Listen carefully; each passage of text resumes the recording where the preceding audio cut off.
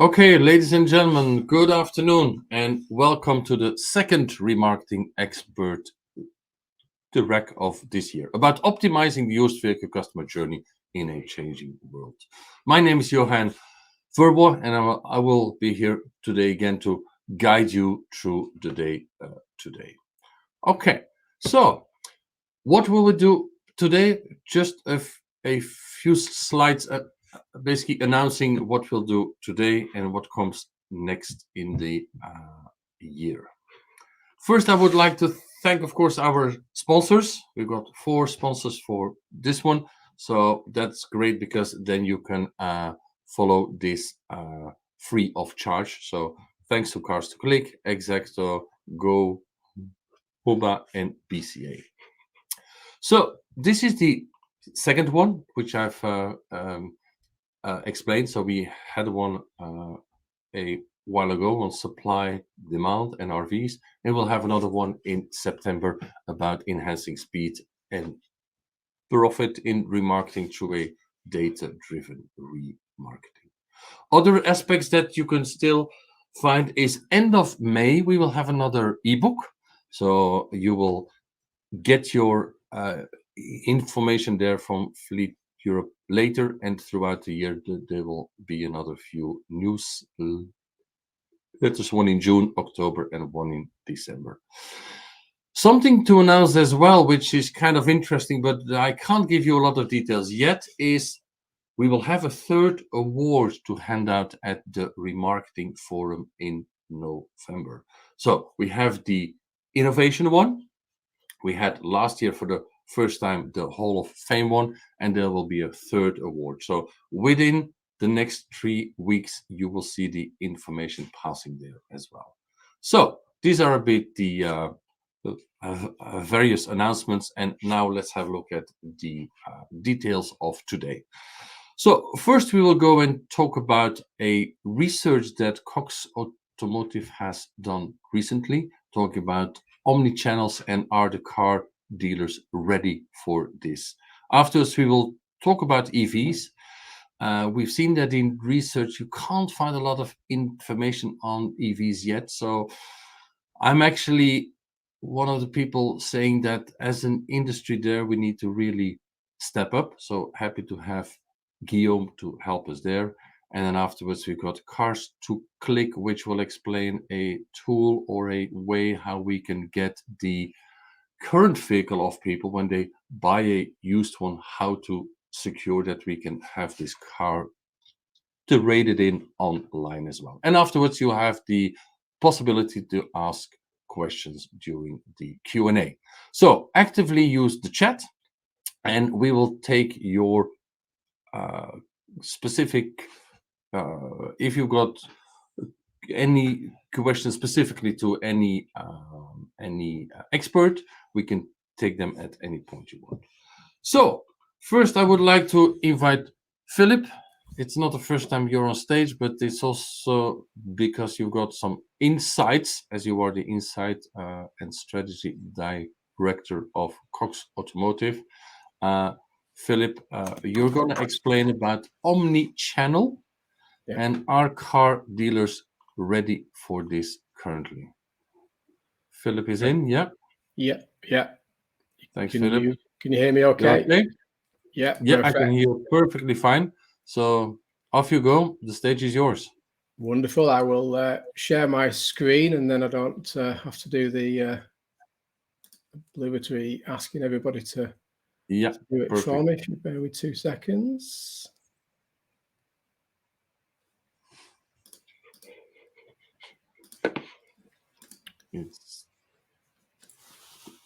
Yeah. Okay. Just for this.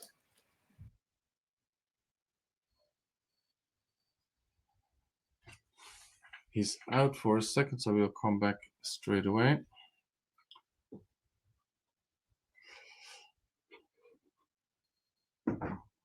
Just a second. Philip will be coming back. Just went out. Let's have a look. He's not yet back. He will be there in a second.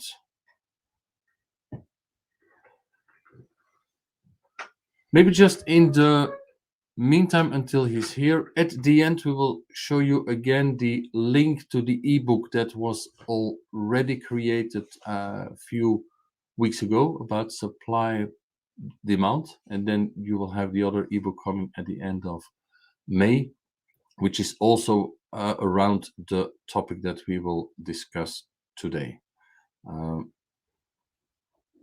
You've got Philip now. Okay, Philip is coming back. Yep. Yeah, I'm back again now. Sorry about that. I don't know what happened there, but I do apologise. Always happens. It seems to. Still after 2 years of only doing everything on trying to do everything right. Trying to do everything right. So you should now see my slides on the screen Perfect. there. So apologies for that. So yeah, so No as Johan has kindly pointed out there, and apologies for the slight delay there. So I'm Philip Nothard. I'm the Insight and Strategy Director at Cox Automotive, primarily in the UK and Europe, but obviously then into some of our international and global markets. And today we'll talk about that optimizing the used vehicle customer journey in today's world.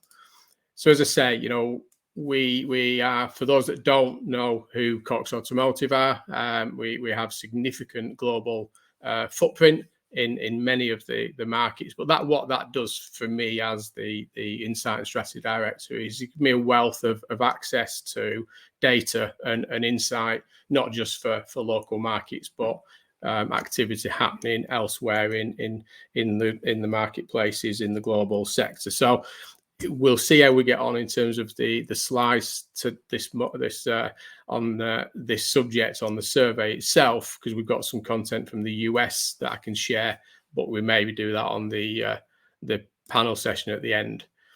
So as I say, we know that the automotive retail sector is changing, whether that's from agency model, whether that's from online only retailers with disruptive visions and significantly larger budgets that we were talking obviously about this rise of electric vehicles, and we talk about the imminent demise of some of the nation's best-selling models on this revolution to consumer behaviors and expectations are changing, very much fueled by technological and culture changes. So there are busy and frustrating times for everyone involved with our sector. Not so the digital retail isn't new. We know that, but in automotive, it's fair that we've experienced a faster pace of change in the last 4 years than we've probably experienced in the last 40 years. The influence of digital channels and the tools on how consumers find and choose their vehicles and how retailers have to interact with their customers is undeniable. And it's a change. But how important do customers regard digital, and how are retailers meeting their demands? These are questions that we wanted to address, and how connected is the buyer in today's digital journey? And we talk, Johan was just mentioning there that omni-channel space. Is omni-channel just a buzzword? Or is it something that is tangible that's already starting to happen? So we conducted a survey with customers, in-car drivers, and with the retailers, and over 3/4 of whom have recently experienced that buying a used car. And we wanted to sort of think what it comes to researching that buying a used vehicle from our market in today's digital space. And we teamed up with a company called Remarketing over in the UK, where we access their digital garage customers with that. And from a dealer perspective, our makeup is very much franchise dealers and independent dealers here in the UK. So on to some key findings. We know that used car buyers are demanding more when it comes to what they expect from retailers. Particularly, it comes to the tools they want to find when they're looking for their vehicles and they're looking at websites. As you'd expect, the majority think that the ability to search available stock, quality of photographs are a given, but almost 2/3 expect it to be able to get a part exchange valuation on there whilst they're on that site, and almost half expect video to become an expectation, not necessarily a nice to have. And we found that just shy of half of the dealers we spoke to said that demand for their online services and resources had increased in the last year. So it should have come no surprise to find that dealers are, broadly speaking, exceeding customers' expectations when it comes to website functionality. And that the chart clearly, the data in the research, does demonstrate this. And independents are trailing behind the franchise counterparts in the UK. And in one way, we know that the independents have different challenges, not just the website capabilities that they've got, but actually how much and when do they invest in some of this functionality in their websites. How soon do they want to move into that more digital space? We're talking independent dealers that may only have 60 to 100 used cars on their site, and how soon and how much do they want to invest and spend in that digital journey for their customers? But you look at this and we talk about part exchange there, and it's generally thought that around half of new or used car transactions involve some kind of part exchange, and as many as a third potential deals fail due to the disagreement on that valuation. And therefore, we want to sort of look at that. We weren't necessarily surprised that 63% of the customers that expect to be able to get a part exchange valuation on their retailer's website, and the majority of dealers are catering for this requirement. So many retailers have invested in that part exchange valuation side of their websites, try and cater for that customer demand of getting that part exchange to understand what their vehicle is worth fairly early on in the buy-in process. But when you drill down into the data a little bit deeper, we quickly see that independents are again lagging behind their franchise counterparts, with just 73% of independent dealers being able to provide a online valuation compared to 88% of franchise dealers being able to have this functionality. We were encouraged to see that at least 70% can connect their digital and physical part exchange process. So one finding from this survey is that the consumers want to do some of their journey in the online, the digital space, but actually continue it when they get into the physical in-person space with the dealer, and not start the process again. So if they've gone through the work of putting in the details of their part exchange, their vehicle, they don't want to start to do that again when they eventually decide to go and see the dealer themselves. We know that consumers hate repetition and consistency, and this consistency does breed trust. It always, we believe in that this consistency messaging, consistency process does work very well in the market. And we know that there is an opportunity gap, though, that while 11% of our sample blame a lack of connected functionality on technical issues, 15% could join up this process, but they haven't done so. So there is still an element of retailers that can join up the process between that virtual and in-person space, but haven't done so as yet.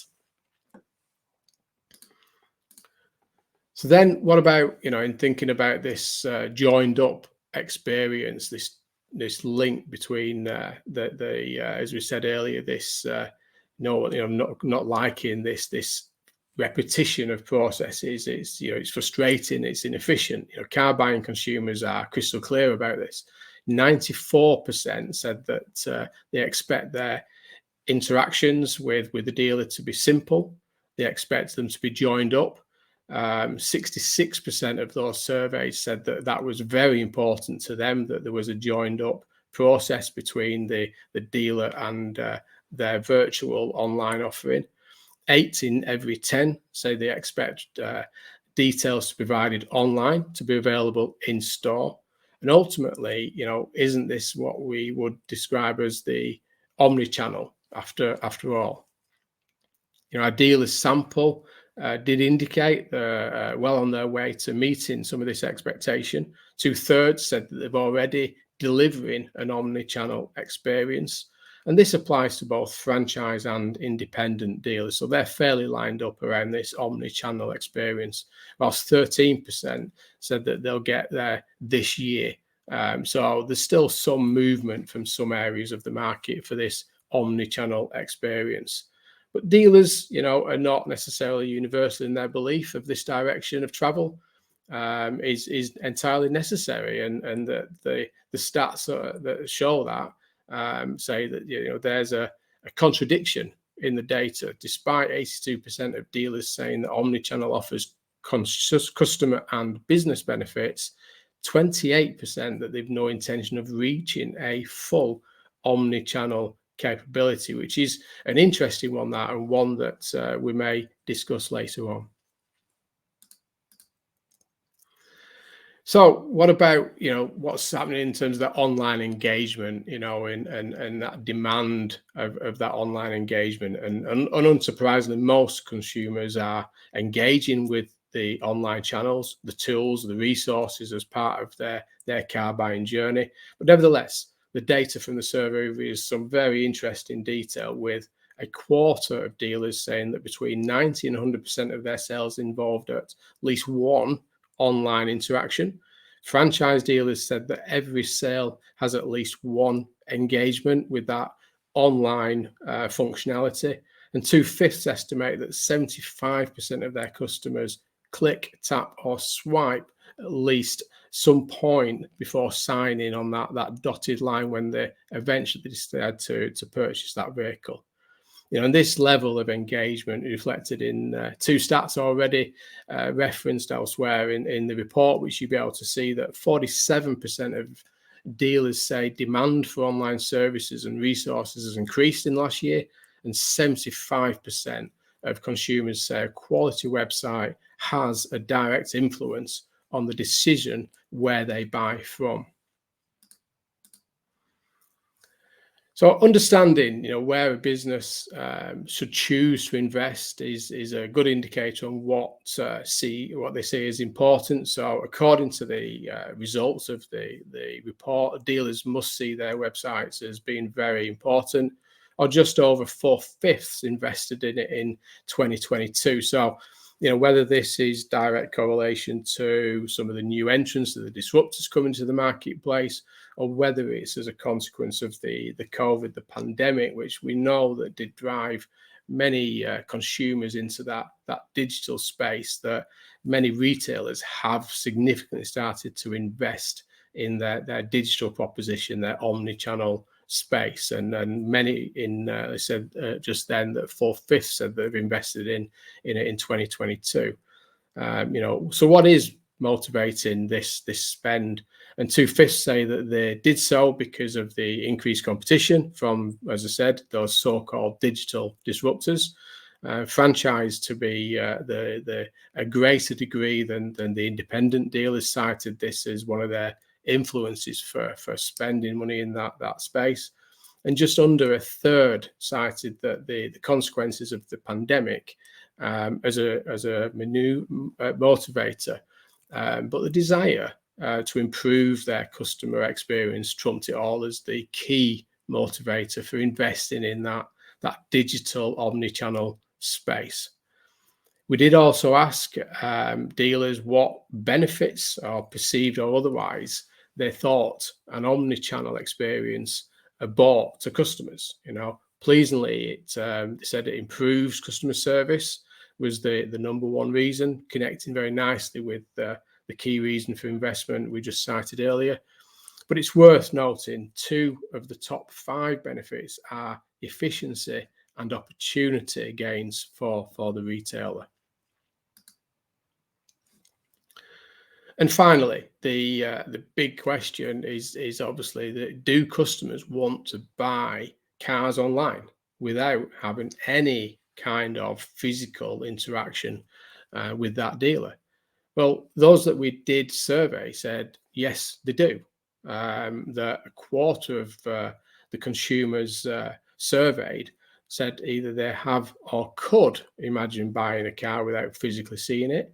And 92% of the dealers responding think that this is demand to at least 1 degree. But interestingly, that 4%, and it's quite low that from those that were surveyed, said that not in their lifetime. So, still some retailers, some dealers out there that don't believe customers will buy a car fully online without physically seeing that car or having any physical interaction with that retailer in their lifetime.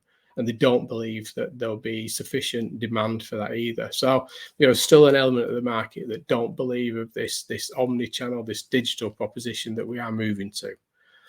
And while 26% of those dealers that we sampled experienced no demand for online-only sales last year in 2022, 70% said they sold at least one car this way, and 15% sold between 20 and 50% of their 2022 volume online, and that's used cars in that online environment. So clearly there is a increased high level of volume and activity in that online environment, which is then when we talk about investment and products and tools and resources, where we believe the retail network do need to be investing.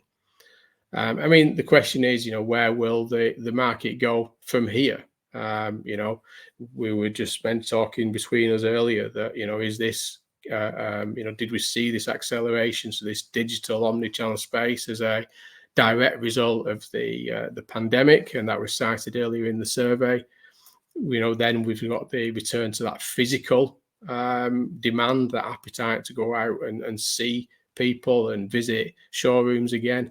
But actually, will we then start to return to that digital space? And we found that 3 distinct but evenly balanced camps on that view, that 36%, said that there is demand, but it will remain a fairly niche choice for the consumer, and overall volumes will be low, whereas 30% think that demand will grow quickly from here, and only 26% think that demand will grow, but it'll be at a slower pace than many do anticipate in that marketplace. So finally, if you think about, what the sort of findings are from it, there is an appetite for consumers that they do clearly want a aligned process between that virtual and physical environment when they're looking for their next choice of vehicle. They are prepared to invest more time and detail in their part exchange appraisal if they believe that it'll give them a more accurate valuation. So, whereas one area of the camp may feel that make it quick, make it simple, less detail, better. But actually, the findings of this survey cited that customers do want to give more detail if they believe it's a better outcome for them, that they're prepared to spend the time, the effort to give the details for that better valuation and more accurate valuation of their part exchange. There is demand there. We know it's growing. The retailers are fairly split in terms of the speed and the acceleration that it will grow in that digital space. So again, quite a few questions that come out of the back of this as to where this market is heading. But I say, hopefully this report did give you that insight into it. There is a lot more in this report, and we'll share this after today's webinar, and you can look at all the details and the complete findings in the report, which you may find useful. And I think, Johan, have I got a little bit of time to share you some of the US stats? Yes, yeah, You sure. okay? Yeah, I'm okay.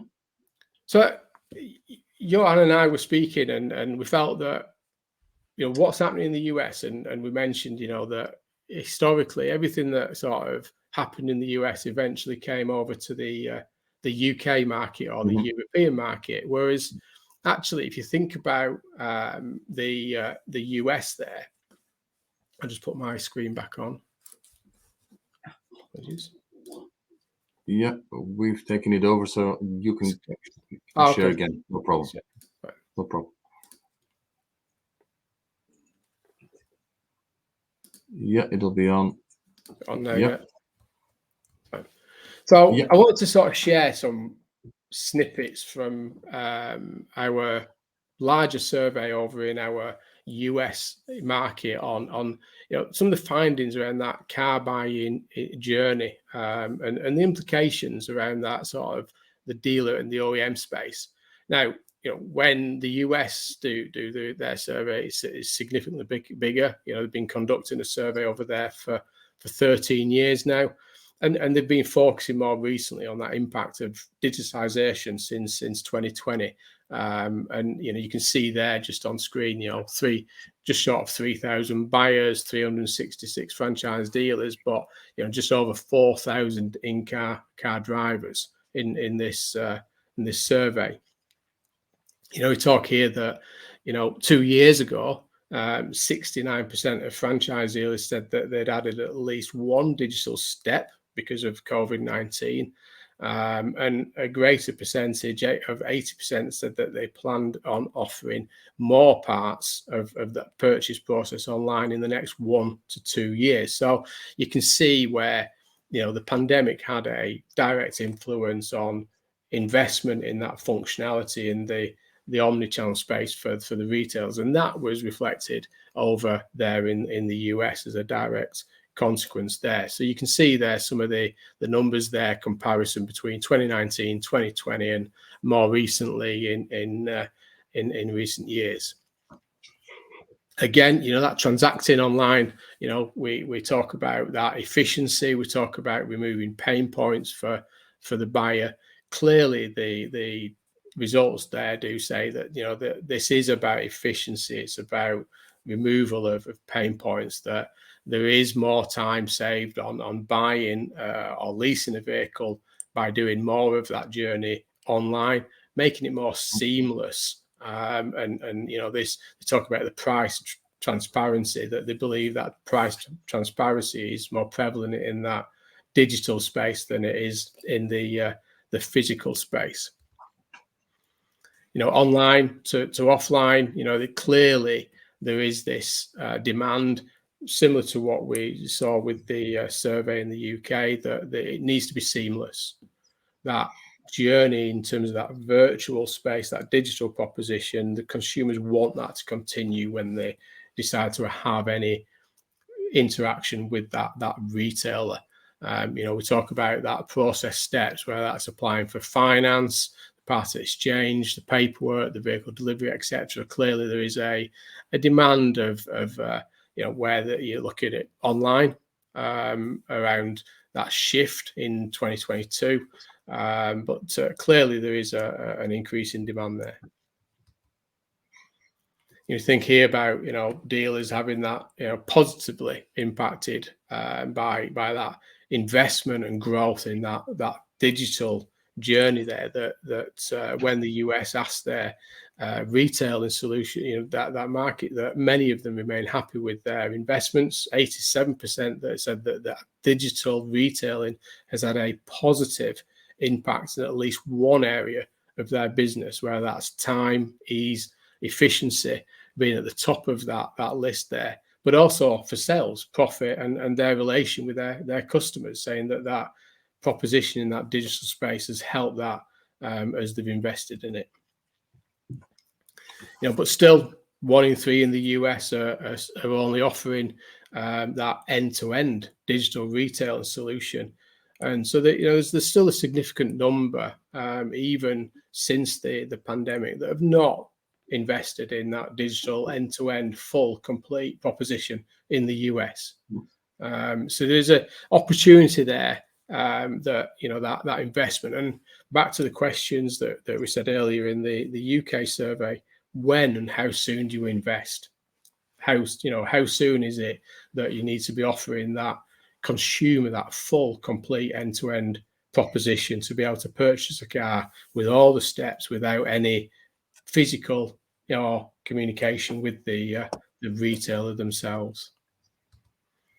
And just some final steps, sort of showing that simplified paperwork has increased. We talk about more accurate information and estimates, and that's talking about that part exchange valuation.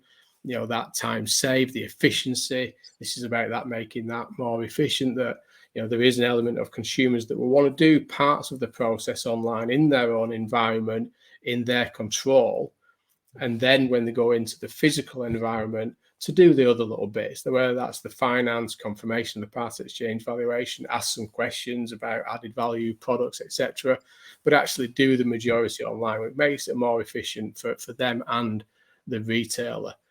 So again, sort of some good findings there.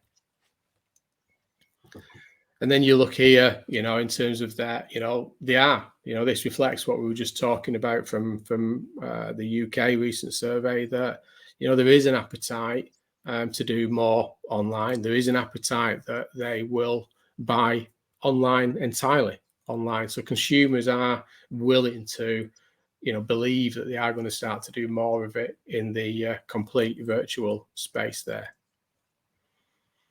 And say, you see there, that they're not dissimilar, having that functionality, having that omni-channel offering, where we cited on the previous survey in the UK that there's still an element of retailers that don't believe they will be investing in that omni-channel experience.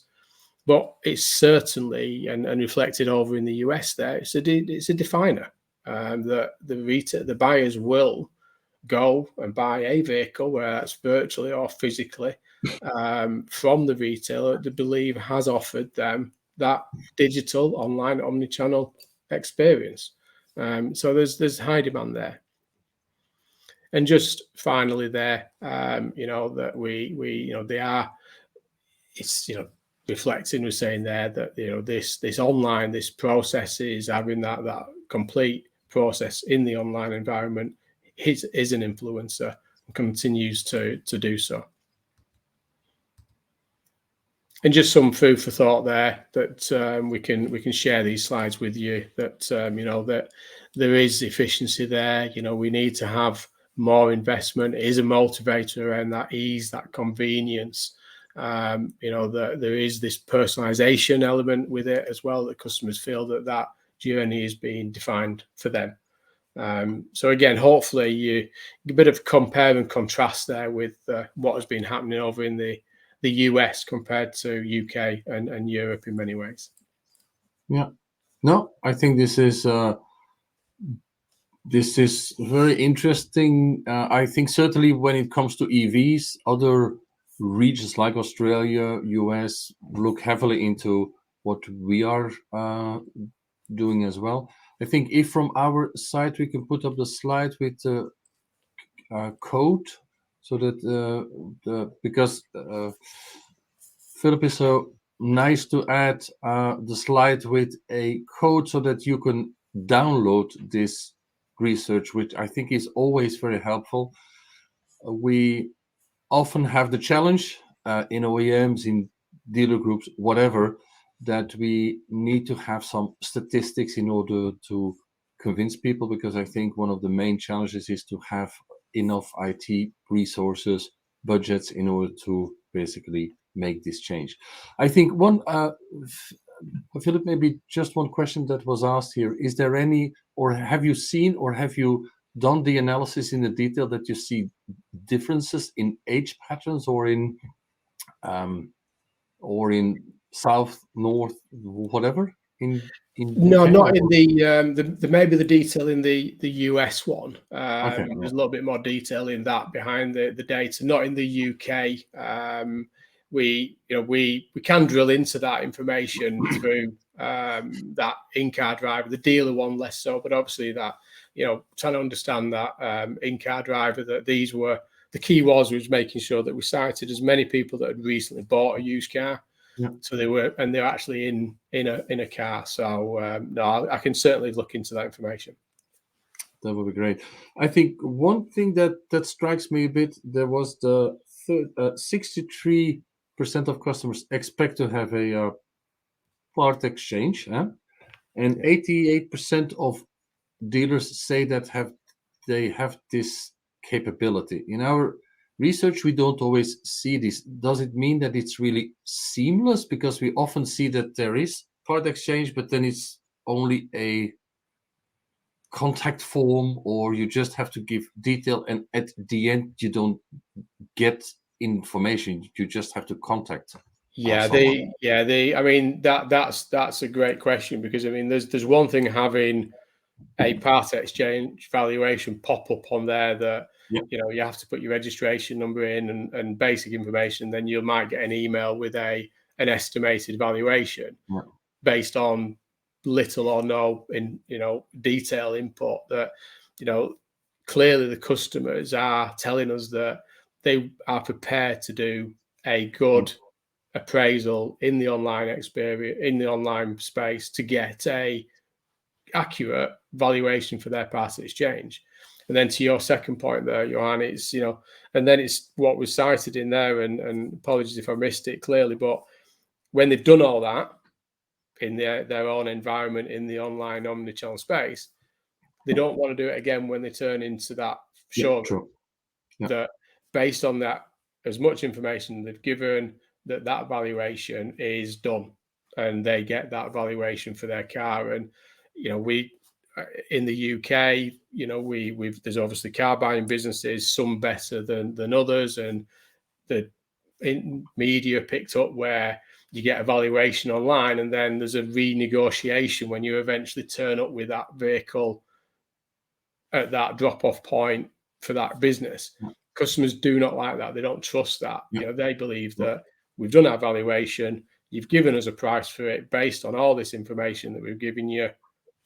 Why do I need to go through this again? And why am I being negotiated on when I've already given that information? So clearly, it needs to be made as simple as possible and efficient as possible, but actually that alignment between that virtual and that physical environment. And I think, some of them points there, 88% say they offer it, still means there's still a proportion that don't offer any kind of part exchange valuation. And then to your point, what kind of valuation is it? Is it an accurate valuation, or is it just an estimated banded price based on basic information is part of that?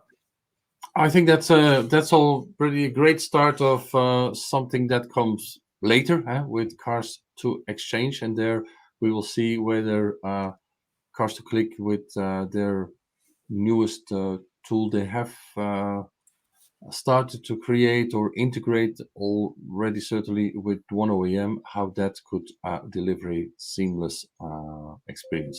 So thanks, Philip, and we'll see you back at the end for more questions if people have. So thanks a lot for that. Thanks. I would like to invite Guillaume, because we were starting to talk about EVs a bit, whether that Europe is basically a bit of the center of information that people would love to get, certainly in areas where they don't have so much experience in EVs, like Australia or US, except for California. Guillaume, bonjour, ça va? Ça va bien? Yes, thanks. Everything's okay. So, Guillaume, thanks a lot to be here. What we've done here is I've just have a few questions, and I've taken actually some slides that I've seen from information before that from time to time we will share. First of all, maybe explain what's the company about, what's MOBA, and also maybe I saw Get MOBA, Go MOBA. I saw a few different names around there. Okay. Hello first. Thank you for welcoming me. The name of the company is MOBA. The website is getmoba.com. So MOBA is the leading provider of battery certificates for used electric cars in Europe. Basically, we have developed an OBD2 device that enables to collect and analyze data from electric cars, and especially from the battery management systems, the BMS. in order to generate a certificate that confirms the battery's state of health. So the goal with this certificate is to provide assurance to potential buyers, making it easier, of course, to sell the car at a higher price and in a shorter period of time, thanks to reassurance. And our industrial diagnostic solution takes less than 2 minutes per car, making it very efficient and I think really practical for industrial processes. So the company is mobile, and here you can see on the slide some precision on our solution, Mobile Certified Pro. Yeah. Okay, well, because actually it looks to be an efficient solution, which is great. Now, if we do some research on what happens at used car locators, and there will be more details in the ebook within a few weeks. Actually, the scores that we see out there is almost zero. There's almost no EV information. Is it on SOH? Is it on detail? Is it on consumption? Is it happening now? Are you in discussions a lot, or where are we actually as an industry on this? The question about state of health is getting more and more important each day. So you're right. Today on electric car advertising, you won't have in general the information about the state of health of the battery or any other information relevant for the electric car. So this is something that we try to solve with our solution, and hopefully things are going better and better each day. We are working with hundreds companies in Europe to help them diagnose the battery of used electric cars for trading or end of lease returns. And we of course help them to certify the battery state of health in order to facilitate resale. So things are going to happen in the next months and years. But it's already the case for some key players in the market. For example, we have been working with Aramis Auto, who was the French leader of remarketing. So we have been working with them for 2 years now. And by the way, that was really useful for us to have our solution deployed in their reconditioning plants in France. This collaboration has really helped us to understand the industrial stakes, the industrial needs of automotive remarketing, and to create the perfect diagnostic tool for them, we believe. So more recently, we also have signed important contract with Toyota, Arval, or Emile Frey. So yes, today you won't have a lot of EVs ad with information such as the state of health of battery, but things are getting better, we hope. Okay, no, well, that's actually good news, because I think the in order to support resale value, that's really needed, I think, in the market. We've added on the screen here this Certified Pro. How does then the solution actually work? So how efficient is it, or yeah? Well, it's very simple. We use a Bluetooth OBD2 device like this one, really little, which weighs like 20 grams and fits in a pocket or a toolbox, so you can carry it with you anywhere you want to go. We pair it with a mobile app named Mobile Certified Pro that you can see on the screen. So the app can be downloaded for free on the App Store or Google Play. So the user, whether an operator in a remarketing factory, for example, or a car inspector, just has to connect the device to the OBD2 socket by following the in-app tutorial, which includes, for example, the pictures of the OBD2 socket. The connection between the device and the smartphone is automatic. Once the device is connected, the diagnosis can be launched. So then the data is collected automatically during like few tenths of seconds, like 20 seconds. It is fully automatic. Then we analyze the data and generate a certificate Once the diagnosis is completed, the user can just disconnect the device and go through the next car. So really simple. The app has been designed to be used by individual customers. We also sell a solution to B2C market.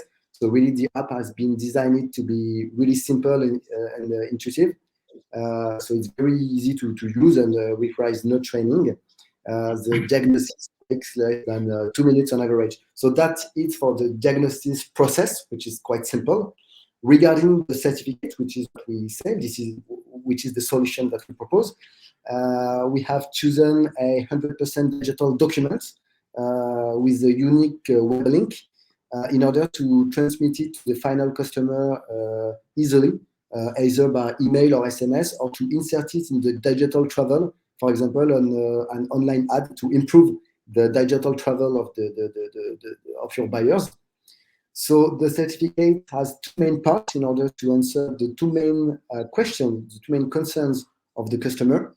The first part is about the battery state of health. So the state of health, the SOH, is a percentage that translates the level of degradation of the battery and therefore the value of the electric vehicle. So for a brand new battery, we'll have a 100% state of health, and when the battery is at the end of its first life, the state of health will be around 70%. So this is really this information, the state of health, that you should look at to know if a battery can be repaired or replaced under the manufacturer's warranty, for example. Then the second part of the certificate, which is also very interesting, is about the actual range of the car. For a used car, sellers usually only have the initial WLTP range as an answer. Today, if you want to ask a seller what is the range of this car, you will only have for a response the WLTP range, which is doubly false information. First of all, as you may know, the WLTP cycles are very theoretical and do not necessarily come to any reality and to the customer's real use. And secondly, the WLTP autonomy is calculated with a brand new battery. So for a used battery, it is a necessary difference. So giving the wrong information of range at this very moment can be fatal for the customer's satisfaction. I mean, being informed that you will be able to travel like 300 kilometers with the car you want to buy, but actually being limited to only 200 or 100.5 kilometers can be extremely disappointing and frustrating. So that was a little bit long, but I think it was interesting to present the Mobile Certificate Pro solution. So one easy solution to diagnose the battery and one certificate to reassure the buyer regarding the actual value of the electric car. But actually, if you basically connect to the OBD, it means that it's OEM data almost, huh? Well, yeah, that's an important point. So yes, we connect the device to the OBD socket. We get access to raw data coming from the vehicle, and especially data regarding the state of health of the battery. So thank you for getting this point, which is very important. Indeed, when we have created the company in 2019, we had worked on several approaches to qualify the state of a battery. Because there is different way to do so, and in the end, the strategic choice that we made and that we fully assume is to expose the state of health of batteries based on the OEM data as calculated by the battery management system. Thus, the state of health given by the mobile certificate is exactly the same as the state of health retrieved by each manufacturer's diagnostic tool. We think that this method is the only one that allows a diagnostic process adapted to industrial constraints when you only have like 5 minutes or 20 minutes to inspect the whole vehicle. You have like 2 minutes to diagnose the battery. So this method allows that. Unlike our competitors, our diagnosis does not require any charge, even partial, or any driving test. we just plug the OBD device, we retrieve the right data, and we generate the certificate. So this method is largely sufficient for more than like 95% of the electric vehicles you will deal with. Furthermore, and this is also very important, our method is the only one that gives really useful and economic useful information to the final customer. Indeed, the OEM state of health is the only one indicator that allows us to know if a battery can be repaired or replaced under warranty. If you establish another state of health with another method than the one from the manufacturer, you will never get any warranty repair if this homemade state of health is different from the one calculated by the OEM. So at the end, for the final customer, which is important to know, is whether is this battery repairable under warranty or not. And to know it, this is the state of health given by the manufacturer. So in a sense, we have made a kind of trade-off between independence from the manufacturer and simplicity of the diagnostic process.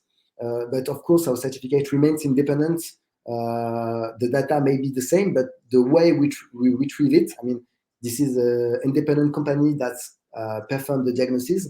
So yes, as we do not have any interest in over or underrating the battery state health, and as we cross-check the information to detect any discrepancies, the certificates remain the third-party certificate. Okay, no, interesting. I think one of the slides I as well chosen a bit was the one walk, run, race, which is always an interesting concept. So what does this explain?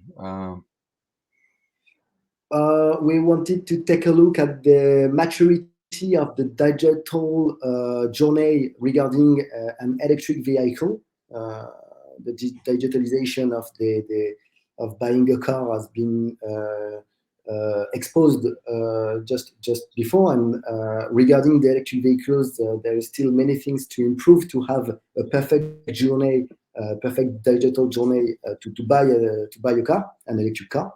So yes, the slide shows the different level of maturity of a used car professional regarding the electric vehicle. It is still too often the case that used EVs are advertised with irrelevant information, such as the gasoline consumption or the type of gearbox. So in addition to being really discrediting for the seller, this kind of ad does not give at all the right information to make a good choice as a buyer. So this is the work level. You have no specific data for the electric vehicle, and you have irrelevant information because it is suited to internal combustion vehicles. However, some players are starting to improve their ads by adding basic data on the electric vehicles, and even by specifying the state of health of the battery. This is what we call the run. Aramis Auto, for example, in France, specifies on each online ad the version of the electric cars and the state of health of the battery. So this is the first work to improve the electric vehicles ad. This is the run level. And the final level, the race level, which actually has not been yet reached by anyone on the market, we think.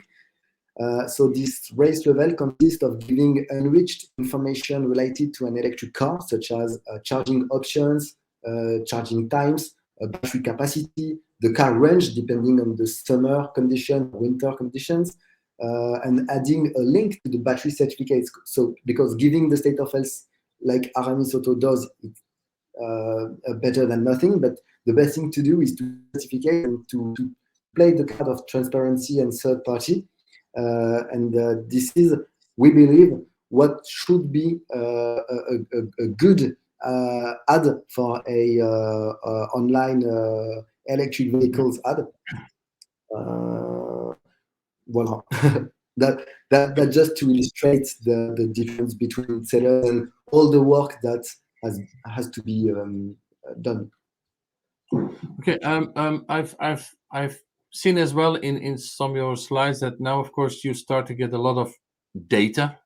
Yeah. I saw quite an interesting one on, I think it was on a Zoe. So how do you see currently the state of health in general, of all of the information you have? Well, yes. Well, we are indeed beginning to have an interesting insight of the degradation of batteries, with several thousands of diagnoses carried out in recent months, and a very large sample of brands and models, of course, because we are working with multi-brands dealers.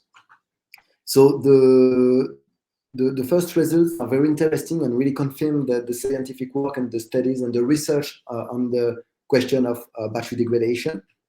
So yes, in fact, actually, recently, for the 10 years anniversary of the Renault Zoe, we conducted a small study on the aging of the Zoe's battery in a sample of 500 diagnostics. So this is what you are showing right now. We found that almost all batteries lost capacity over the years, on average 2 to 3% per year. What we can notice is that you have an accelerated degradation during the first months, then it stabilizes during the following years for like 8 or 10 years. And what is interesting with this curve is that, as you can see, we have an average around 3% per year, but the distribution around this average is very high. So in other words, even after the first few years, some batteries age very well and others very badly. So these disparities come from the condition of use of the electric vehicles. For example, rapid charging or poor storage conditions can significantly accelerate battery aging. So this is why it is really important to control each battery stage. You can't just have a kind of average, this car is 5 years old and has like 100,000 kilometers, so the state of health will be approximately 90%. You really have to get into each vehicle's data to be sure to do the right action. So an interesting point to know, something that we have observed, is that for an electric car, sometimes this is those with the least miles on the clock that have the most degraded batteries. So sometimes an old electric car with few miles have a really bad battery. We believe that this is probably because there are vehicles that, for example, have been in storage yards for a long time with poor charging conditions, but maybe it's something else. But something that is interesting is that the age of the vehicle is more important than the odometer. Well, so we start to have really interesting insight of the battery degradation, and this data from the Renault Zoe are really interesting if you take a look at it. That's indeed quite an interesting fact, and that's probably something that fleets will be interested to hear as well. That it's not really that it's more age versus kilometers. And that brings us needlessly to the last slide I have for you is how does it support, or what do you have? And I know you have something to support fleets.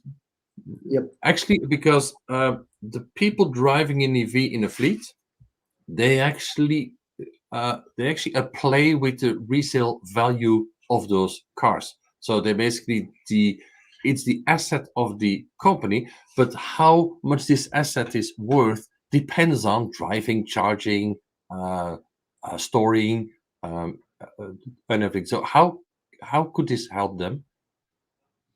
Well, indeed, we are working on a new app, which is mobile app that would facilitate EV usage and optimize this battery lifespan. Because as you said, this is the condition of use of the electric vehicles that have a huge impact on the residual value of the electric vehicles. So if you want to have an electric fleet that is at the higher residual value as possible after 3 years of use, you really want your fleet managers to adopt tools that allows them to monitor and improve the general condition of their battery.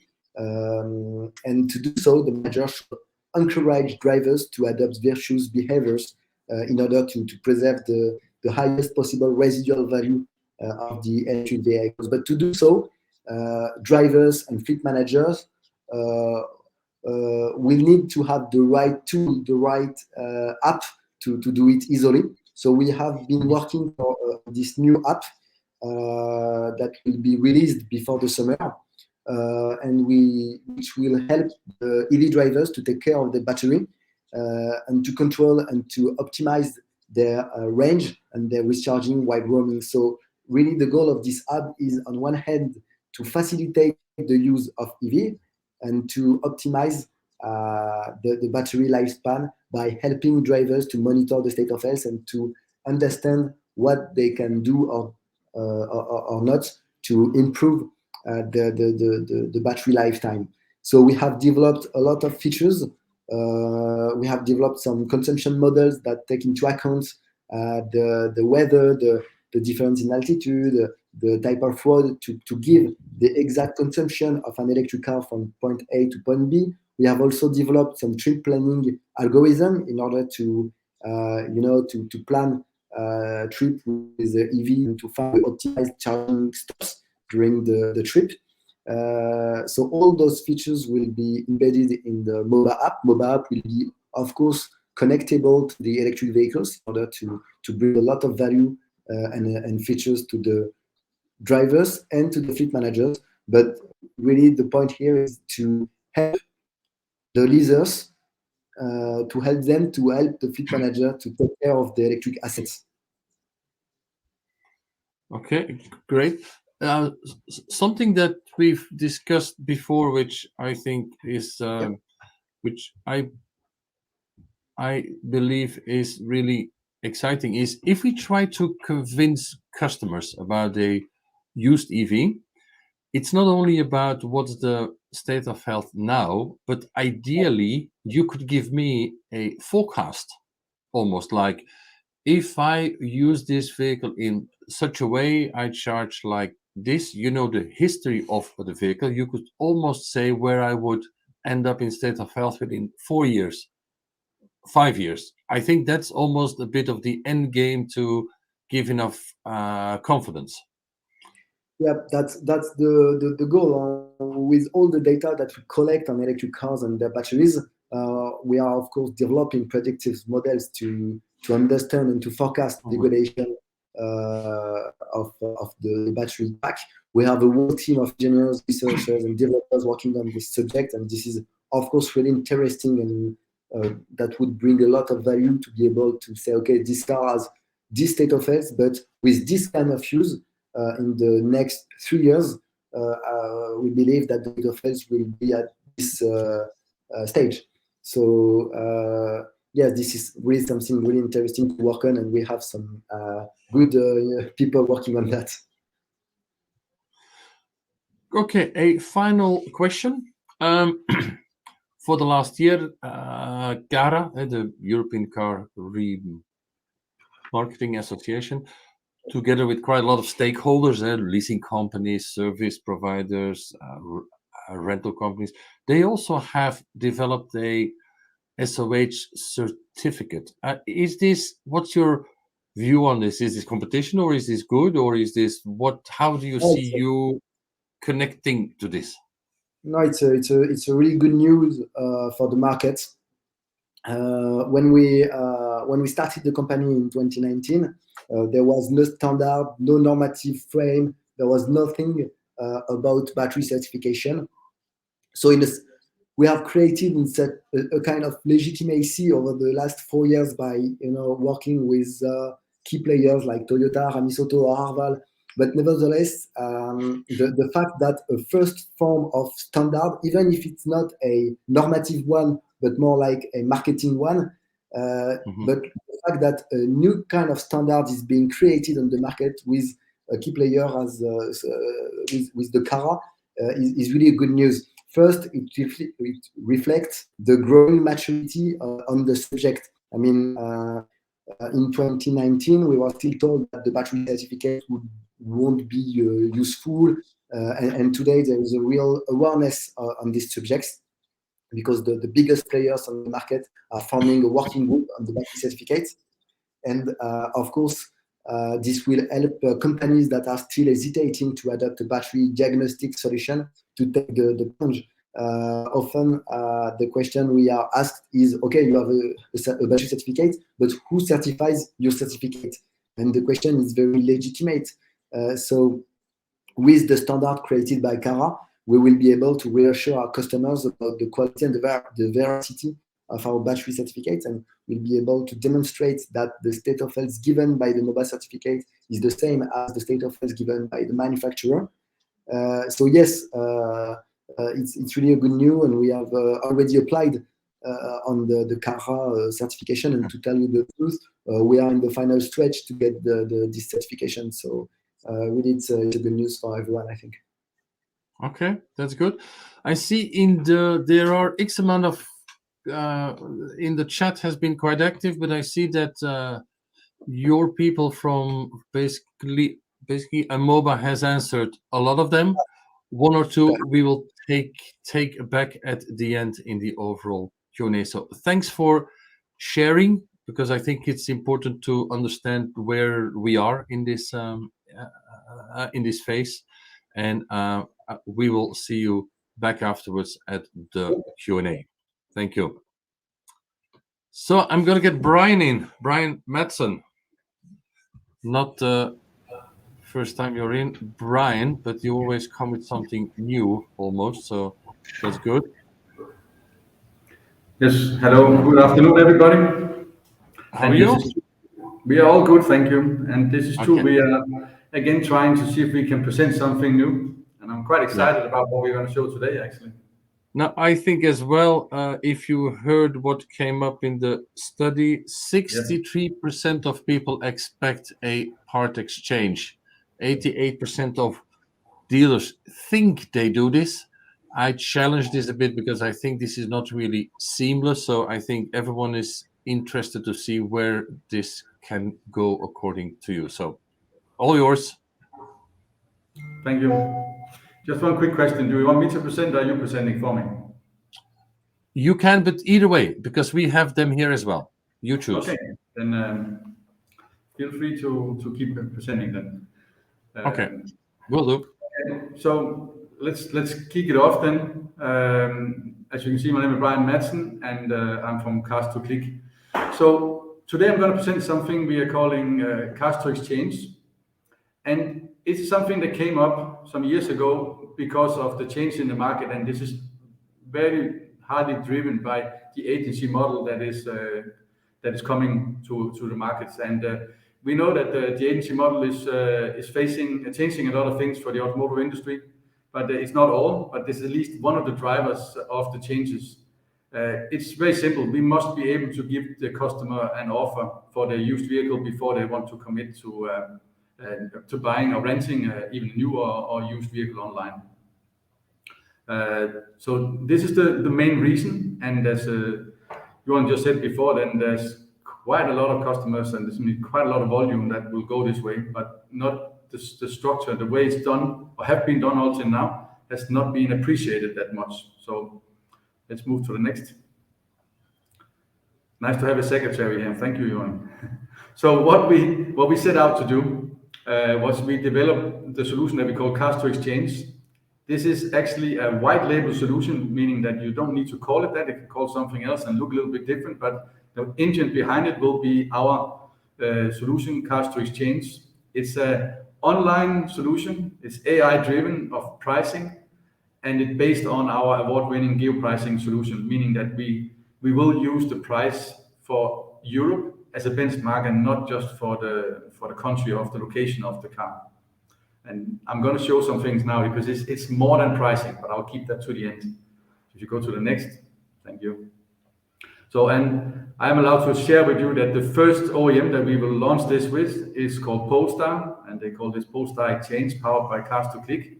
And this will be the first one that we will go live with, and I will leave it up to Polestar to announce which countries and when, but it's soon, I can tell you that.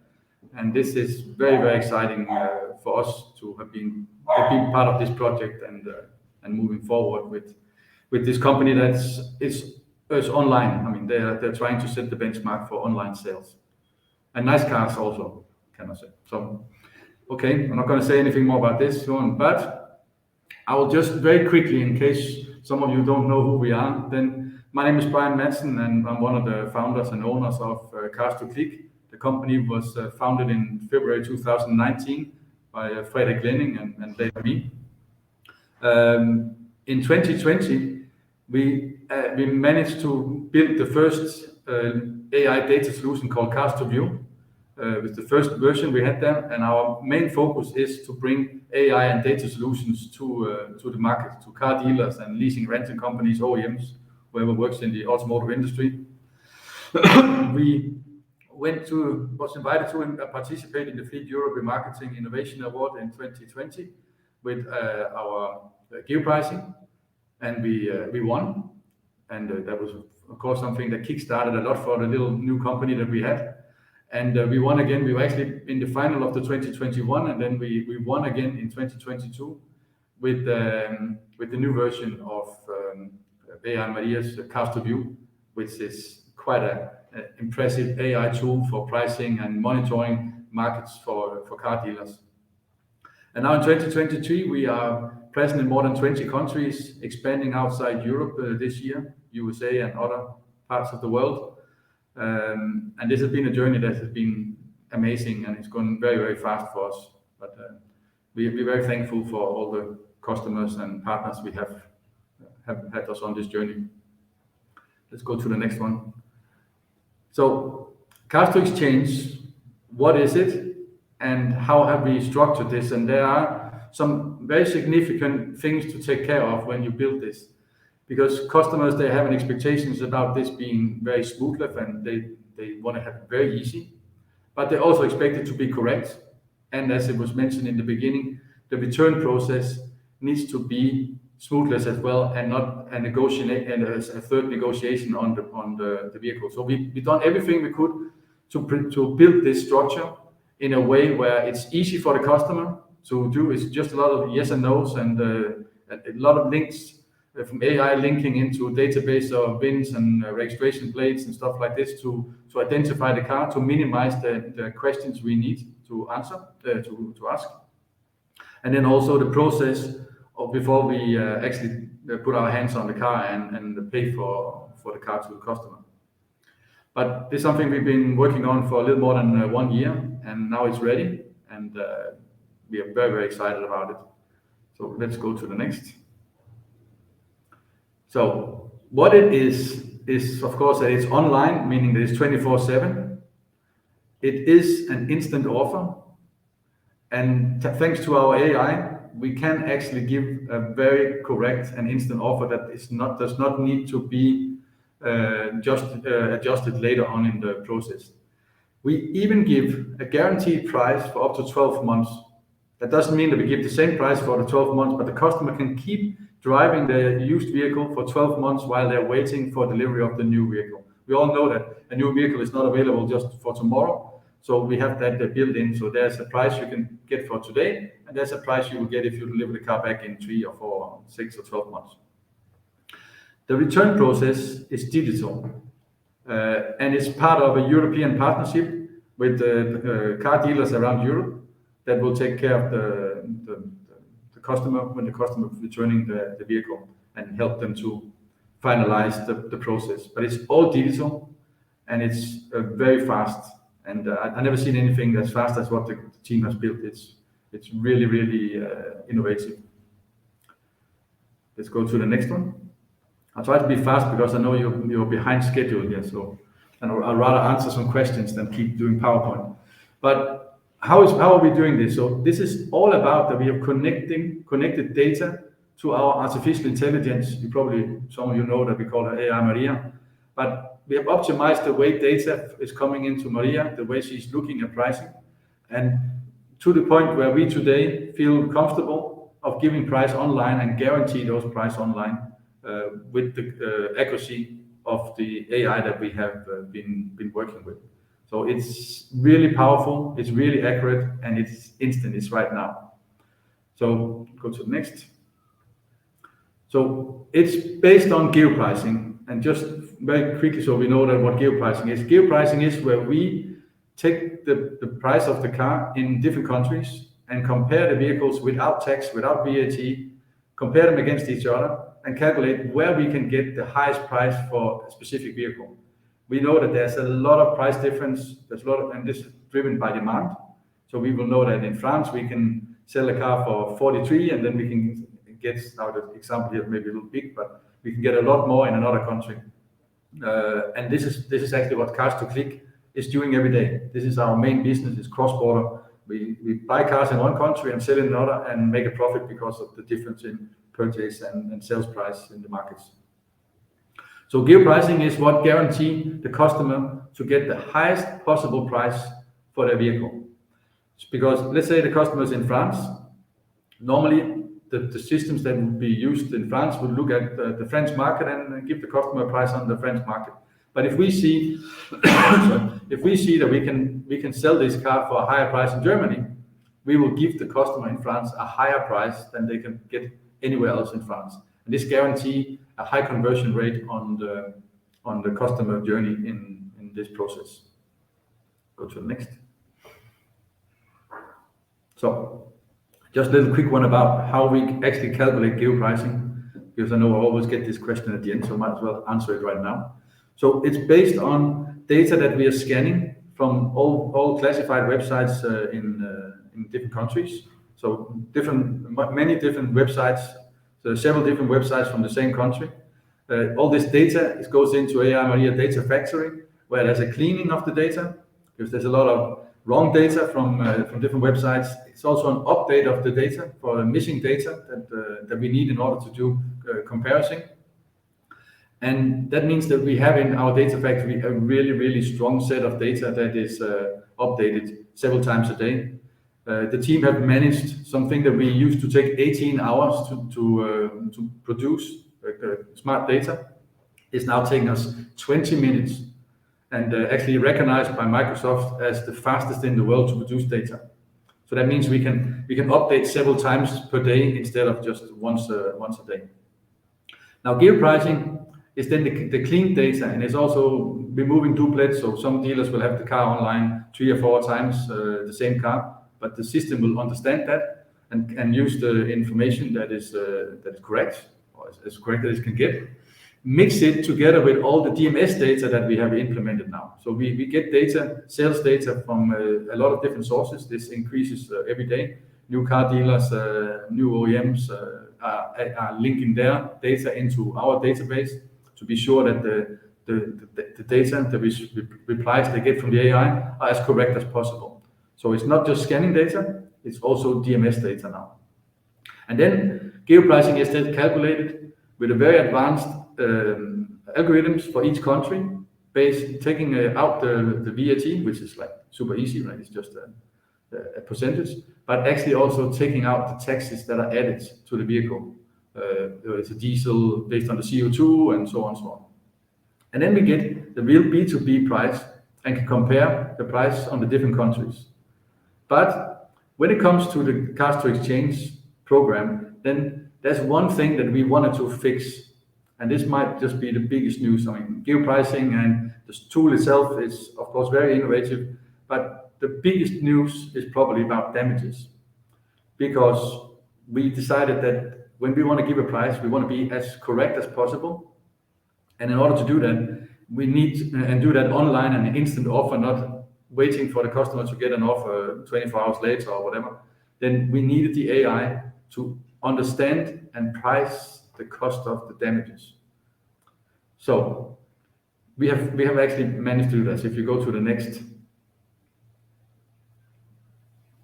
So this here is probably the biggest news that we will hear about this year, I think. And that is that in this solution, we are implementing a video solution for the AI and the customer to work together. So the AI, the customer will open up the app on their phone or tablet or wherever.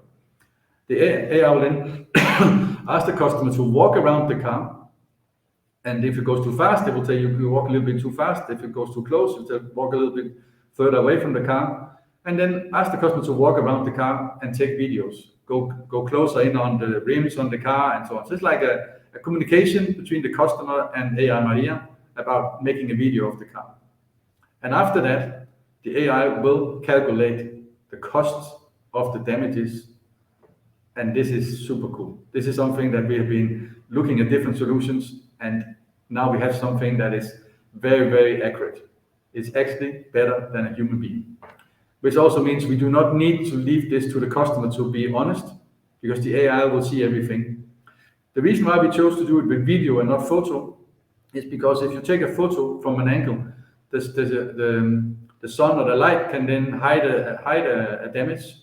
But if you do videos, you get hundreds of photos of the same part of the car, and the AI can analyze each photo and will discover all the damages that are on the car.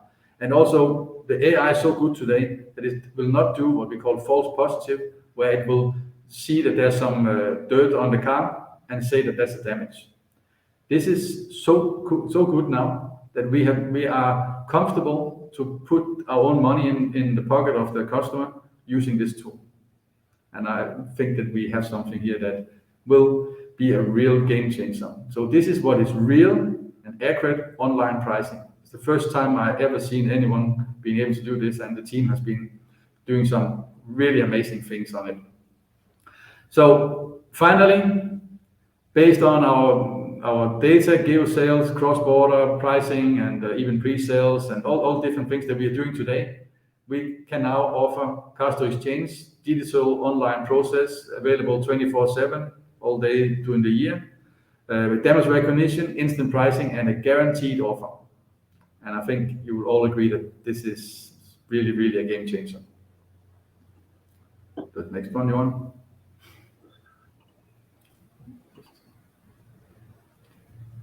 So there you have my contact details. I know you might want that. So that's it. I speeded up a little bit. I hope I'm on time now. Yes, of course you are. As always, you are helping, but we had foreseen this that we could take a bit longer, so there's no issue. Now, just one question before we go into the Q&A with others as well is like, how instant again is instant? It's right now. It's when you click the bottom at the end that you have finalized everything, then you get the price right there. Okay, so that's really instant. And how long do you think that customer needs to have like to do the video and the upload and things? How long would it take? It takes less than 10 minutes to do the whole description of the car.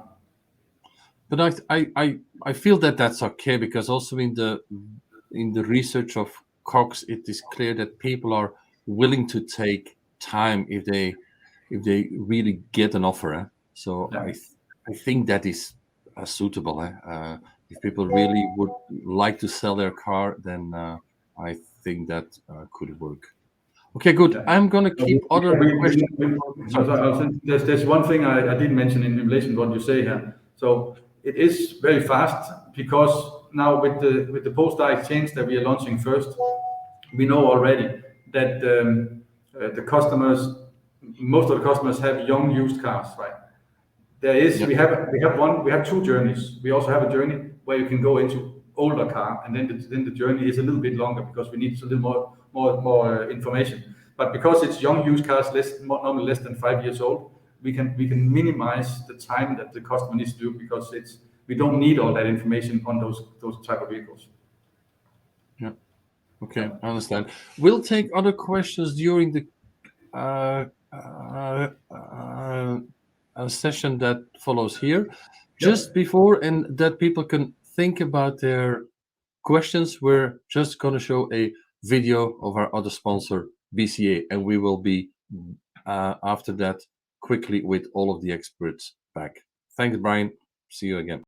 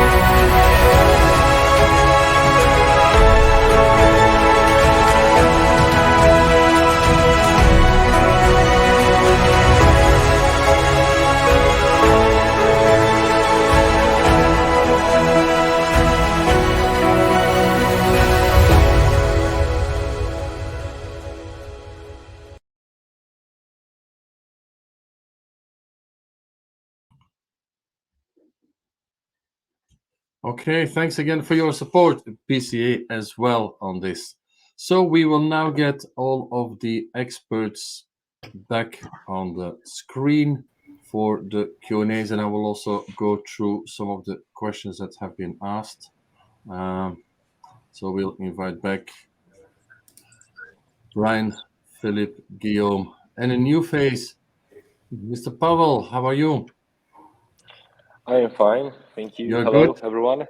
Yes. So I'm very good. Exacto, maybe first explain a bit what you do and how you, what's your activity in this space?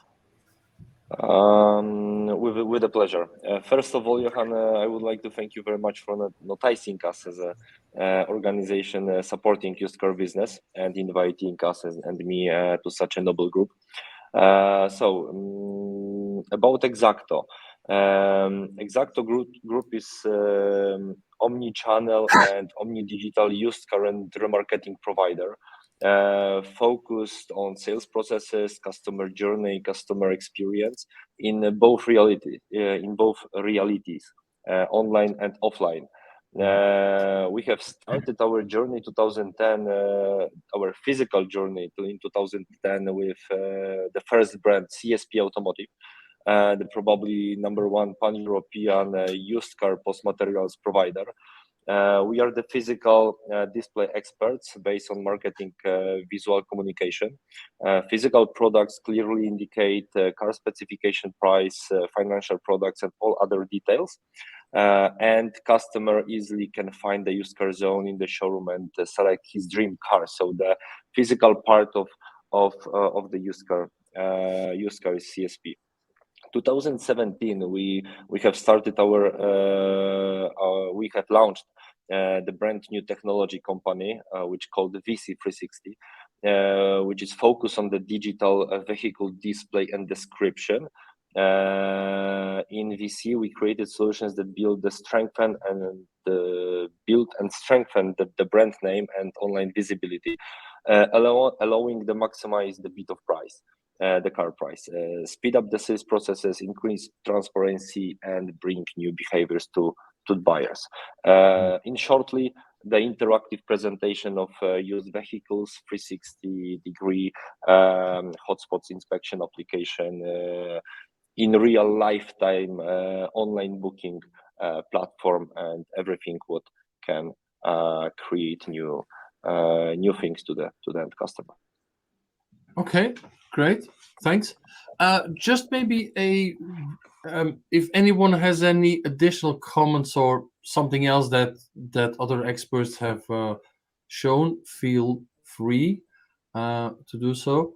I also would like to get into the point on currently, I think in order to have this seamless for used car customers, there are a lot of expertise out there, like SOH, like 360, like what you had with the Cars to Exchange. Of course, all of those things need to seamlessly connect to basically platforms.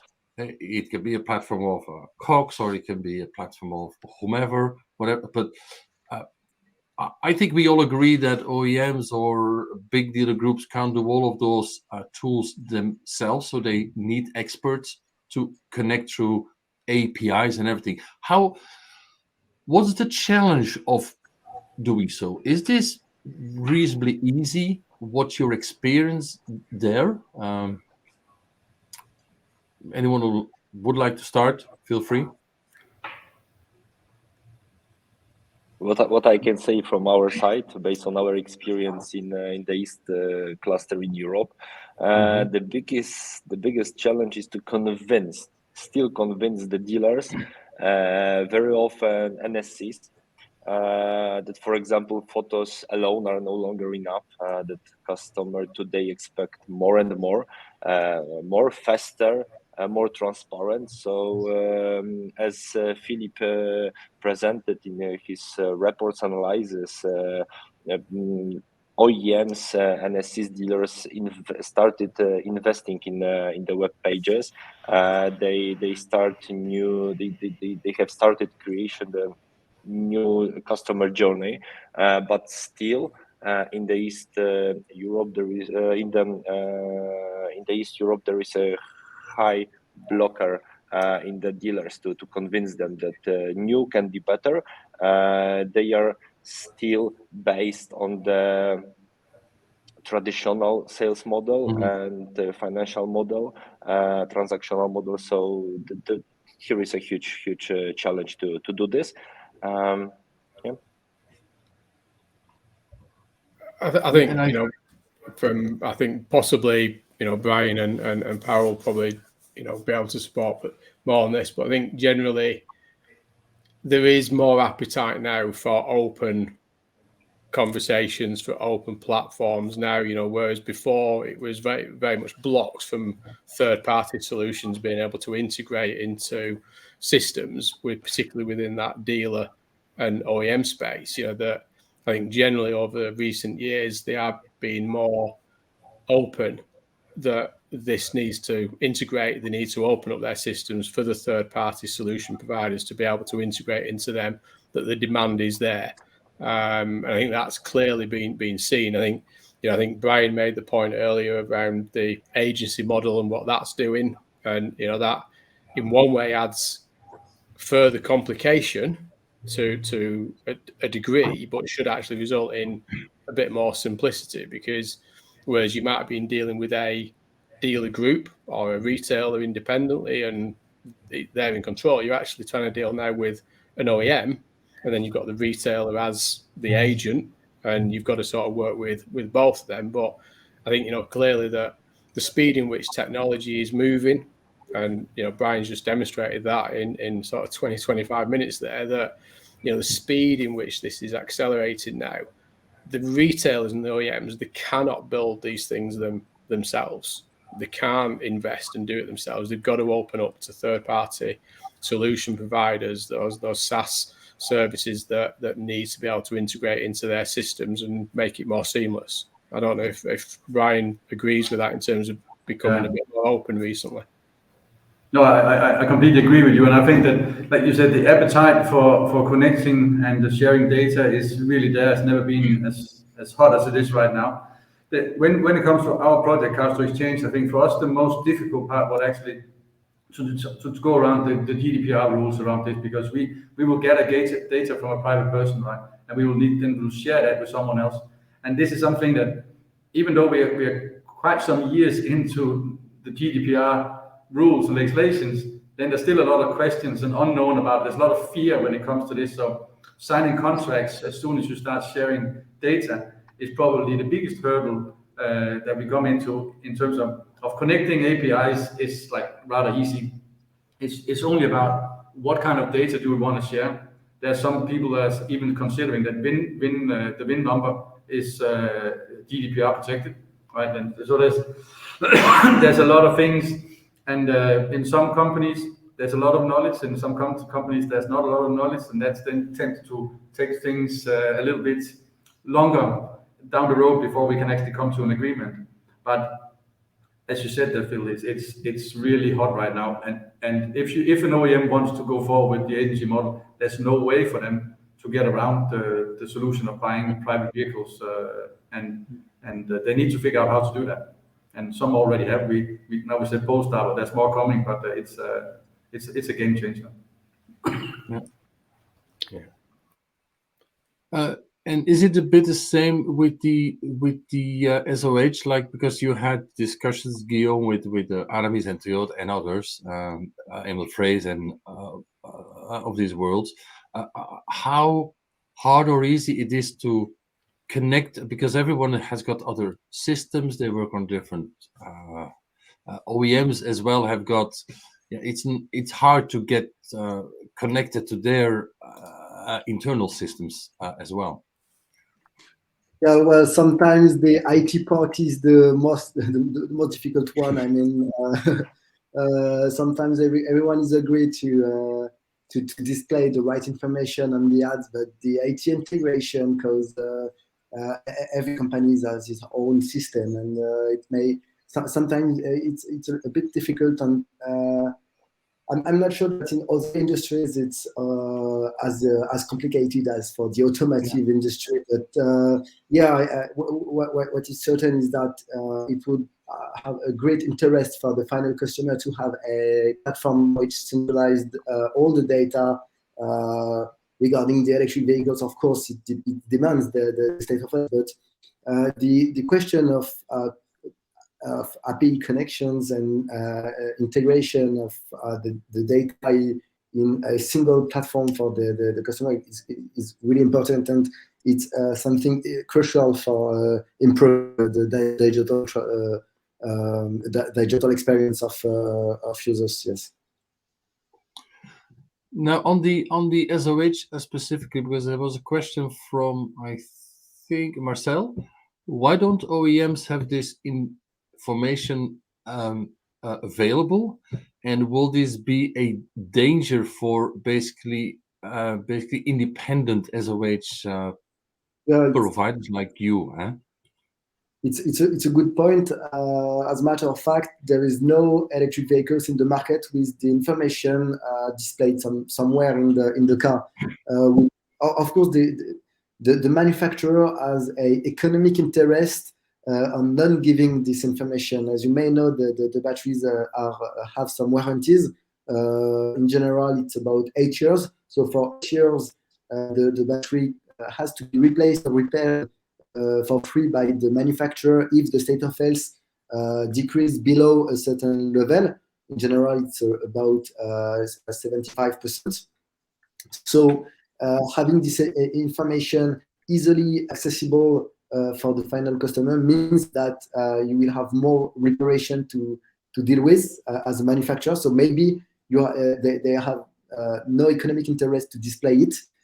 I think this is also something about the industrial culture of the manufacturer. I mean, this is some industrials who believe that the data belongs to them and they don't have to share it with the one who owns the vehicles. So maybe there is also something about the industrial culture of the manufacturers who don't want to share data if they don't feel this is necessary, or if they are forced to do so. And the fact is that today this data isn't displayed anywhere. Yeah, and I think certainly as well, there are a lot of the volume that needs to be sold, if it's B2B, most of it, I think, from lease company, rental companies, big dealer groups that have a lot of different OEMs, brands. Of course, they probably cannot easily have a standardized, seamless thing when they only take the OEM specific one. So I think, therefore, an independent assessment is probably still almost always there. So I think that's a good point. One of the things that I think us doing some research on used car sites is like, it's always so annoying that if you go to a customer journey and at a point of time you always end up with a contact form, or you end up with an email address. So you have done all of the work, you have done all of the search, filters, and then it almost ends. While there are examples where you can directly book appointments. I think within Exacto you also have this as a feature that you can create direct bookings. So how complicated is that to do in systems? So yes, we have online booking solution. We called it very often Peter. It's regarding to Brian to Maria. We have Peter. It's supporting end customers, potential customers, in real lifetime to have a contact with sales forces. How challenging it is, or maybe before I will start like that. Why we did it? Because very often when we check various contact forms and we would like to appoint a test drive, we had to wait 1-2 days for reply, for response. And what we have checked that it's when we as a buyers have time, very often dealers, salespeople are totally booked, or and also in the different way. When they have time, we are in the offices. So what we try to provide is something that, because I want to buy the car, I want to select the date of the test drive, of the appointing, of the presentation of everything. So what we have, it's a calendar that where end customers can select, indicate the date available, good for them, not for the dealer at the end. So mostly we are focused on the end customer. Okay, good. So just maybe a question for overall everyone, a bit on what's your view. It's probably a bit more challenging, but in the current ways of agency, some people go into agency, others don't. Some go into agency, including young used cars, others don't. So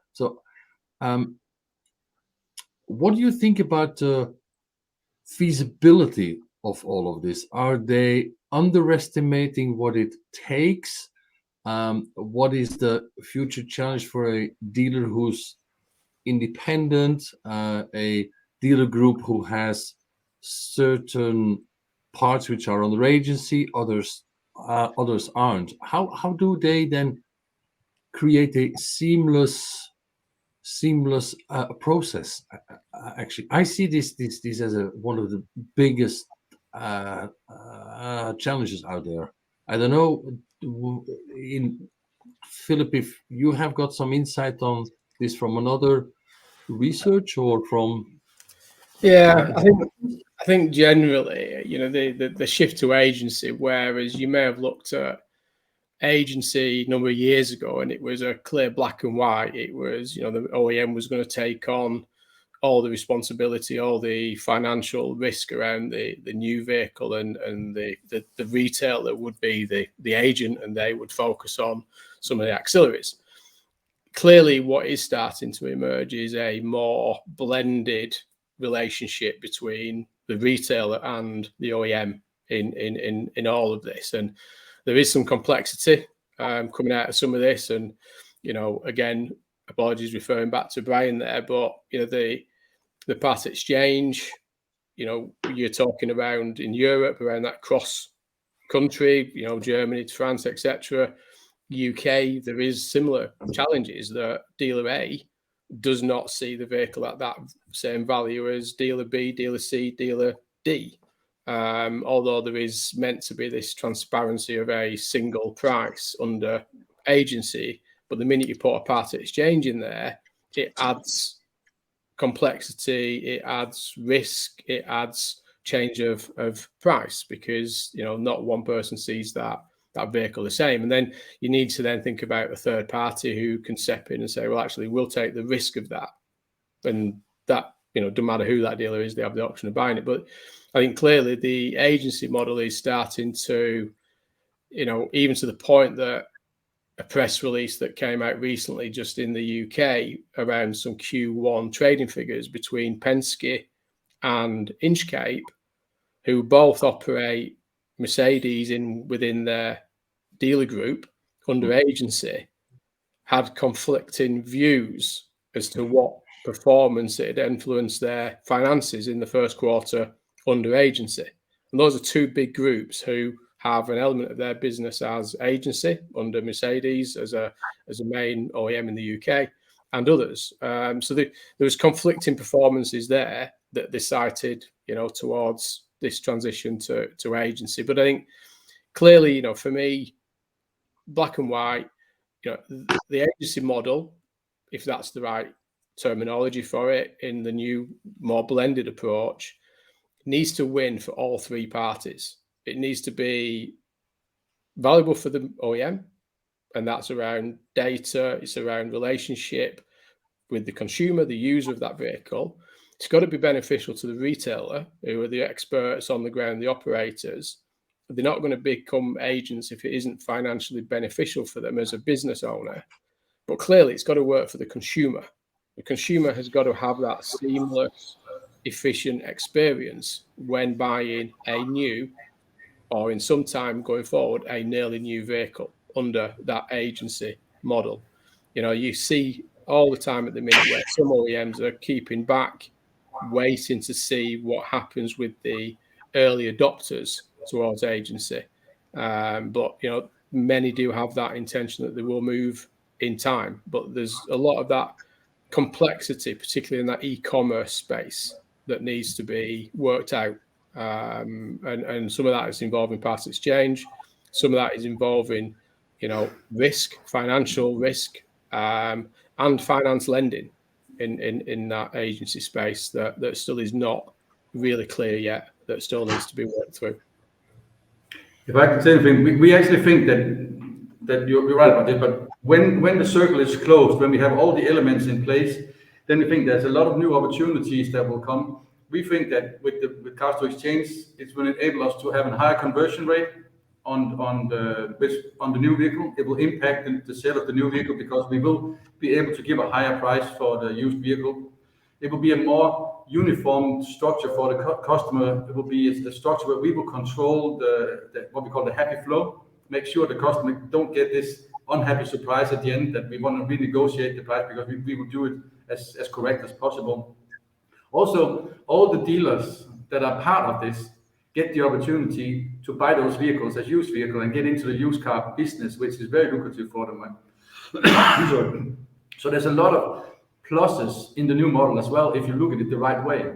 Of course, looking at it just from a retail point of view, it's easy just to pinpoint, well, we're going to lose margin or we're going to do this and that. But when you look at the whole model with the whole value chain, there's a lot of added value in making the journey different than it is today. Because like you went in on that, the customers are not happy with the old model either, right? So it is really about finding a new model where the customer will feel happy and trust that the online journey is good enough and strong enough to actually give them the flow they want to go through. They want to get a new car, they want to deliver it at the right time, and they want to have a good experience. They want to get rid of the used vehicle in a key-to-key swap, and no surprises, right? And if we can do this right, then we will be able to have, for an OEM, they will be able to keep their customers, more customers, instead of losing them, because they are proactive in giving offers of trade-ins and so on during the first years, not waiting until see how many of our customers disappear to our competitors. They'll be able to become proactive because of these new tools. So the dealers will, I think the OEM needs to do it, right? This is a given. It's already, it's not, the ship is already sailed, right? But there is a lot of opportunities for the dealers to look into this and benefit from the used car market that comes on the side of this new model as well. Yeah, I'd agree with that. I think those early adopters, in terms of whether that's the OEM or the retailers with those OEMs, see that long-term opportunity of that enclosed ecosystem that stop that leakage of their brand outside of their business, keeps that transparency of pricing, that gives them that used vehicle opportunity as well as that new vehicle opportunity, and gives them the capital to invest in more used car or other areas of the automotive industry under that same umbrella. So I think I'd agree. I think that it's just this transitional period, but in time, when the solutions come in to fix some of these glitches, whether that's in the e-commerce space, it'll all start to understand why it's doing it, and at the same time align with the consumer buying behaviors that clearly, whether that's our survey or the research point out, they want that more efficient, more transparent process of that buying journey, and agency will give them that once, to your point, Brian, that loop is closed. Okay, great stuff. I think, as always, we could keep on going for another half an hour. That's clear. But as we now start to do it all the time, I think every time is like a final round of advice, if you could. So think about a kind of short statement on what would be your advice to the audience. And maybe we start with Guillaume. Well, my only advice would be, of course, to adapt regarding the electric vehicles. I mean, the product that you are selling is changing, and the information that you should give to your clients should be adapted. So I believe that dealers should adopt new tools to facilitate the sales of those electric vehicles. So the state of health is really the main important information regarding the electric vehicles, as the battery can represent like 30 to 50% of the value of the electric vehicles. So I think my advice would be, of course, to adapt the discourse, the way you sell the electric vehicles by adopting the good tools such as mobile and others to bring the right information at the right moment. Okay, Guillaume, thanks for that. Let's move east. Pavel. From my side, a few words which came through all of us: productivity, consistency, engagement, opportunity, transparency. What I would like to say, good vehicle online display means more than 40% more offers views, more than 40% more photo views, good transparency, good inspection, the digital certifications presented online means more than 50% more time spent viewing the offer, more than 28% more calls made. So online display, it's a key to the omni-channel. People are online, as everybody knows it, and do not afraid of new customer journey and be focused on the end customer. This is my final advice. I think interesting data, which maybe at a point of time we could get back to in a kind of article or something, because I think it's interesting to have this data. Let's now move from east completely to west. We go outside of the EU but stay in Europe. Philippe? Yeah, I mean, supporting what both Guillaume and Paolo said, that I think, the change is coming. It's coming quickly. We need to adapt in this digital e-commerce omni-channel space. Understand what the customers are seeing. Look at it from a customer's side. Don't think about what you want and how your processes work internally. Think about the consumer journey, what they want to see, how they want to go through that journey. Do they want to jump in and out at different stages of that buying process? Do they want to get a part exchange valuation first before they do any other part of that process? Then fine, let them do it. Clearly the evidence from whether that's the US or more local, the simple and transparent and efficient digital journey is a decision definer for the consumer to make that choice of who they go to buy their car. So we need to be open to this, and whether that's under agency, whether it's under non-agency, whether it's a used car operator, however that is actually, some of those figures we shared earlier on, yes, positive, in terms of the way it's moving, but negative in the fact that there is still elements of the market that are not investing in that digital journey, not investing in the right kind of value part exchange valuation service, not investing in that 360 imagery, etc. So, they've all got to come along that journey, because that's the journey the consumer is actually going on, and they'll win out in the end. And I won't steal anything from Brian, but what he made earlier about that ecosystem, that transparency, it'll all turn good for both the retailer, the OEM, and the consumer. Okay, thanks, Philip. Now we move south, where normally it should be a bit warmer, but I think you have a cold, so I'm not sure if it's good out there. It's the AC, when it starts turning 30 degrees outside and the sun through my window in the office, then I need the AC, and apparently I got a cold after that. So, no, I would say something and try to compare something very short. So, if you go into a supermarket, you see all the shelves there filled with products that we need right now. It was just Easter, right? When we went in the supermarket, they would have products that would fit for that time of the year. They know exactly how much chocolate they need to have during those weeks, those days. So everything in a supermarket is completely driven by data. It's about what we need during the day, how much they need to buy. It's lead time management, about when they need to order, and all those things. It's really impressive how supermarkets are working.